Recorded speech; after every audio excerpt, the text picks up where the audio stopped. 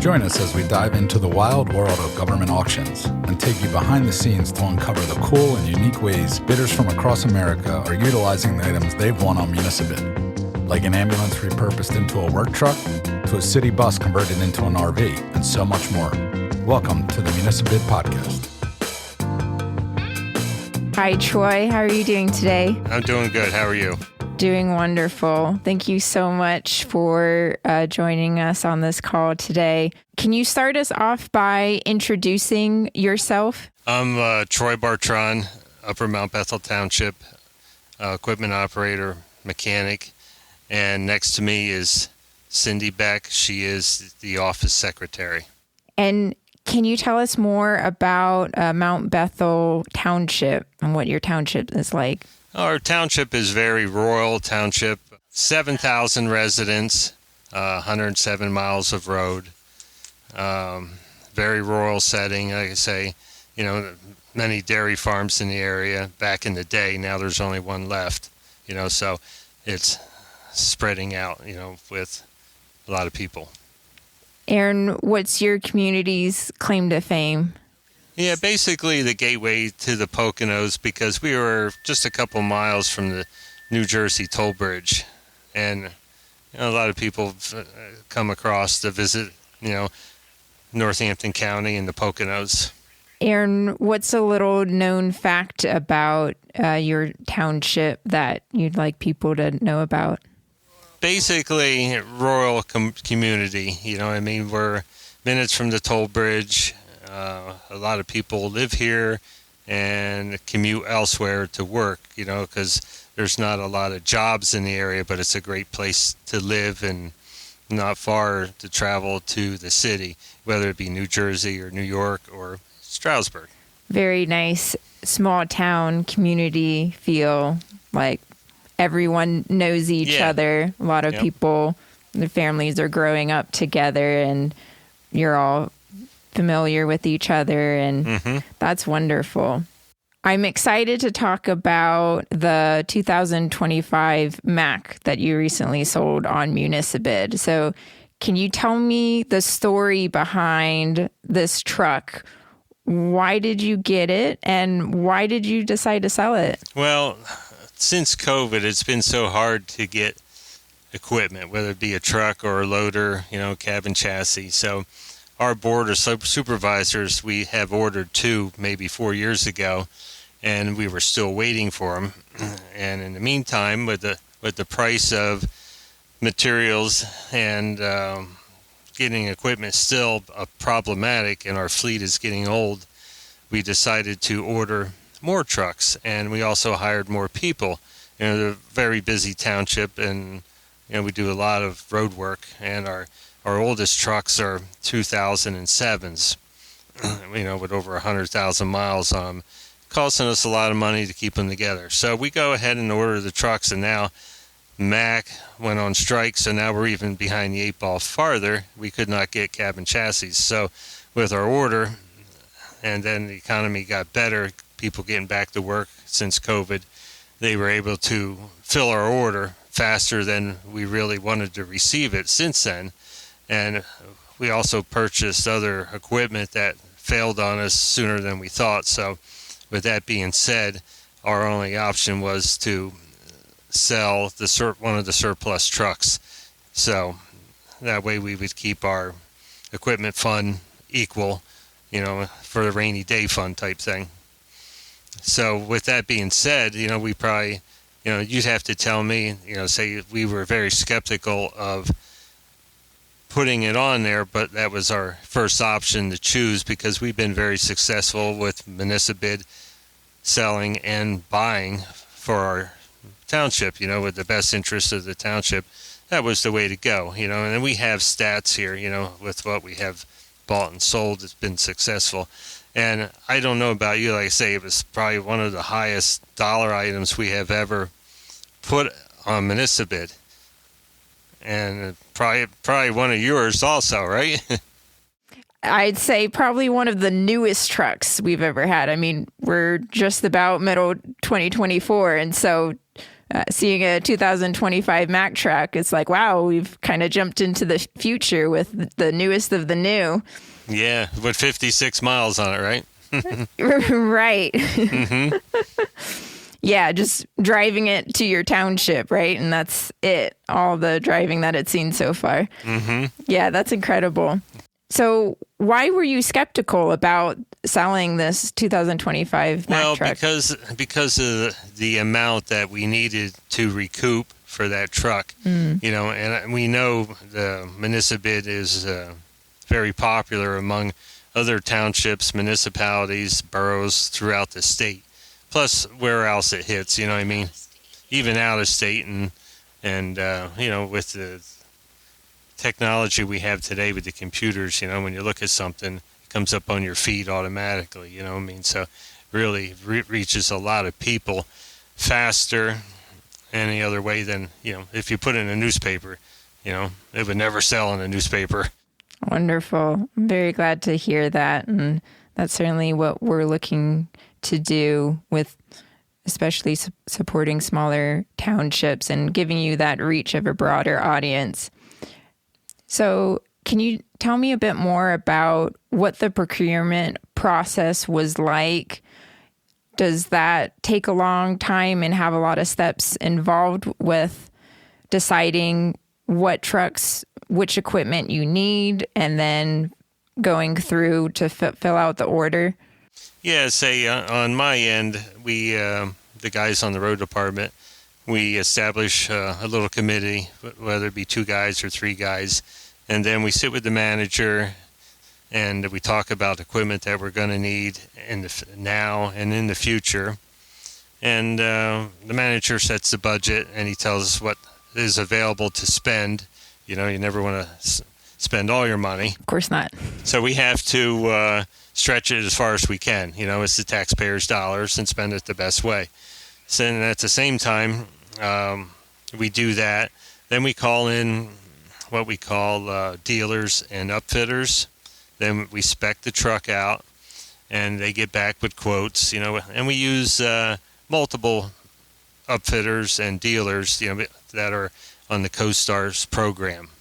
And then we select the low bidder with the best price and meets our needs. Then we submit it to the Board of Supervisors, which we have 5. Then they make the ultimate decision. Then once they make the decision, then we will revisit it with the lowest bidder and make the arrangements to proceed with the deal. Aaron, are you seeing now in 2024 that things are getting better with the supply chain and being able to get what you need, or are you still seeing some issues? We're still seeing some issues because, we're looking at the future equipment right now, and we want to maybe rent or lease equipment for jobs we're doing, and we can't even get that type of equipment. They're just not available. Dealers in our area, one big dealer that we deal with was sold and bought by another equipment dealer. So inventory was very low, and things are just starting to get better with them. But there's so many jobs in the area with our interstate going on that makes it difficult. So tell me more about what are the projects that you're working on that you're using these trucks and equipment for? Right now we're doing a major sewer septic system installment in our park. We have approximately a 60-acre park for the people of Upper Mount Bethel Township, and it's been a long time coming with bathrooms and a septic system for our park. It's a very big project. It's probably going to take another 20 years from start to finish to build this park because, the money that costs of the park, and constantly getting grants or donations to do bits and pieces as we go. It's an old farm property.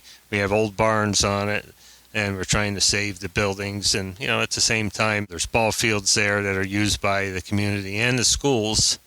And, we're moving forward with our projects, so we try to do as much as we can with grants and donations. And we do have a park fund, but it's hard to raise money to keep that going. So we're always looking for help for that. Right. And the 60 acres, that's a huge park. It is. And the farm buildings that you're talking about, is that part of one of the original dairy farms that you'd mentioned before was part of Mount Bethel Township? Yes. So pretty much everything, I guess you might say, is still there. So this was prior to my time, but I've seen pictures and we talk about it. Like we kept the old barn, we kept the calf barn, and actually part of the calf barn is being renovated for bathrooms right now, which was the money was donated by a local business in the area. Wow, that's awesome. That's really cool to restore and keep that history as a part of the fabric of your township. Sure. Yep. Mm-hmm. Why do you think it's important for municipalities to sell their government surplus? The reason we sell it is because that's the proper way to sell it, is by auction. We're not allowed to sell it privately. Since I've been here, we've had a surplus of equipment from another piece of property that we bought, and it become a big storage area. So rather than making a move, back then to sell it, it takes a little fire under, to get things moving and the right people and, find the right outlet to sell it. And, we've been very successful with municipal, selling our surplus equipment, and we find it's the best way to move our equipment. Aaron, prior to using municipal, what challenges did you face with managing your surplus and liquidating it? All right. So I worked at several municipalities where I was before. We would advertise it in a local paper and get bids that way, which cost us sometimes more money than what we're trying to sell worth, depends on the equipment. And then at the same time, they used to have combined municipal auctions where local municipalities would get together, bring their equipment to one location, hire one auctioneer, and then they would sell it that way, once every 2 years or every 5 years. But then, same thing, if you didn't have a reserve on your equipment, or, if it's an absolute sale, you couldn't protect your equipment. It made it difficult for people to bring something that, just say for instance, you wanted $5,000 for it and it only sold for $1,000. You know what I mean? So, how do you come back to the board and say that's all we got for it? What do you do with it then? And I found through municipal, everything we're looking at to buy is very reasonable for what they're selling. And same way with our equipment. We like to put it on there and kind of put a reserve on it to protect, our equipment from being sold for too low of money. And it's been very successful that way. What advice would you have for other municipalities that are looking to sell their surplus? Yeah, highly recommend going this route, because it really doesn't cost the municipalities anything, which is great. The buyer pays the fees, and it's very simple to take pictures and list your equipment. There's nothing difficult about it at all. The website's very user-friendly, for both parties, people looking at equipment and versus people selling equipment. That's great. And you mentioned that you had worked at some other municipalities before now working at Upper Mount Bethel Township. Can you tell me what made you decide to work with Upper Mount Bethel Township, and what made it special for you that you were like, I need to work for this township here? Well, let's say the previous ones I worked for in the municipality business, I always wanted to better myself. So everywhere I go, I've worked, over 10 years at most of them, and just keep going up the line. And then I worked for myself for a couple of years, and then I missed it, and I wanted to come back. So this municipality here is 12 miles from my home. I was very interested in coming to work here, because of the setting, the rural setting that it is. And I'd like to move here, but at this time it's not doable. But I really like my coworkers and the rural setting that I work in. And for people visiting your township or driving through, what are some of the landmarks or fun activities for them to do there? Definitely visit our township park. And we also have the Delaware River, which is very scenic, and a lot of activity on the river in the summer with canoeing and kayaking and camping. We have several large campgrounds in the township. One of them is along the river. A lot of people like to go to. But currently, we have a lot of breweries, and a lot of them were old, and then vineyards, and actually a beautiful apple orchard, that they do venues, music every weekend. It's a very active community with that type of stuff, and also with farm animals. There's quite a few places that you can take your children to pet animals and stuff. But we also have a major road issue going on, which is we call through Water Gap. It's Route 611. We had a major rock slide, and it's been closed for over 2 years now. And we really don't know if it's ever going to open. Gosh, wow. So the rock slide and the damage done to that road, is that among the projects that you're working on right now to try to clear that road? Actually, that belongs to PennDOT. That's nothing that we can do at this time because we have 611 this side, Interstate 80 on this side, Delaware River in the middle, so they're just very narrow roads that go through like a rock glacier, and both roads have the same issue with rock falling, Sometimes they're closed and sometimes they're down to one lane. It makes it very difficult, so you have to go all the way around, or you've got to pay tolls to go in and out of the area. Wow, yeah, definitely a challenge, Mm-hmm. Especially I'm sure with weather and having like a lot of rain that contributes to the rock slides. Is there anything you'd like to share about some of the other projects that you're currently working on? We do have one road that we're going to shave the bank, and because it's very steep and we get a lot of trees falling. In this area here also we have a lot of ash trees that constantly fall. They was ridden with a disease, and every ash tree in our area has died. Probably 2-3 years ago, it's very severe. There was a bug an ash borer that came through and killed all these trees. Oh, gosh. So that's an ongoing project. But typically we have our projects picked out through the year between paving, mowing, and then cutting shoulders. And then we do a road treatment, which is we call it tar and chip. It seals it, then we put stone on top of it. That's done by a contractor, but we go through and prep it, and a lot of road pipes throughout the year. But we also get hit for some reason, I don't know, because of our area, with severe weather throughout the summer. Last year we had probably 8-9 inches of rain from one storm in less than 3 days. So last year we was really hit hard with just storm cleanup, which makes us behind on our regular road maintenance work. And also, like I say, we went from 5 guys to 10 guys, so we're in much better shape right now. Gosh, it sounds like you're staying very busy. Sounds like a lot of work going on. That's wonderful news that your team has grown to be able to handle all those projects. Can you tell us a bit about what your fleet currently looks like and what you've got going on for your fleet?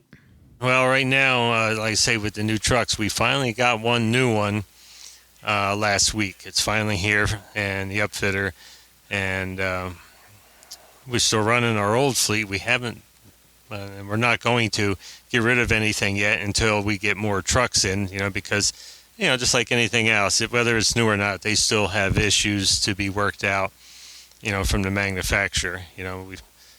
Actually, I went back yesterday to take a truck back to get some things done.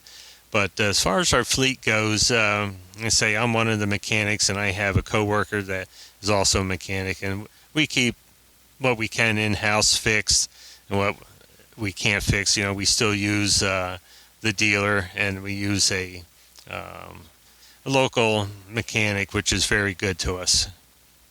Can you share a bit more about your maintenance schedule and process for your fleet and equipment? Yes. As far as the maintenance schedules go, our equipment, like the loaders, backhoes, we service every 500 hours. Our trucks, we do every preventive maintenance, usually around 4,000 or 5,000 miles, unless the driver writes it up, we have an issue.